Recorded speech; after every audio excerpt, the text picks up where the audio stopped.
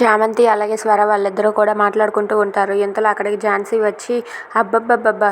ఏం నటిస్తున్నారే ఇద్దరును, ఒకరికి మించిన వాళ్ళు ఇంకొకరే, అయినా మీకు ఈ నటించడం ఎవరు నేర్పించారే? అబ్బా ఎంత బాగా నటిస్తున్నారు.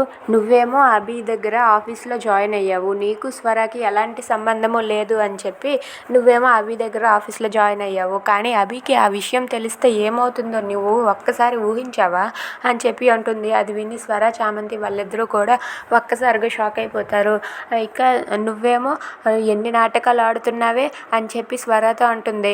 నువ్వు ఆడిన నాటకాలు ఒక లెవెల్లో ఉన్నాయి.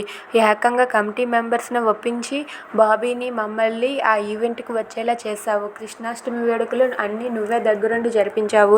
అలాంటి నిన్ను ఏమనాలే అని చెప్పి స్వరాన్ని కూడా అనరాని మాటలన్నీ అంటూ ఉంటుంది. అలా వాళ్ళిద్దరిని ఝాన్సీ అంటూ ఉంటుంది. ఇక ఝాన్సీ ఎలా అంటుంది, నీకు కానీ దమ్ము ధైర్యం ఏమున్నా సరే రేపు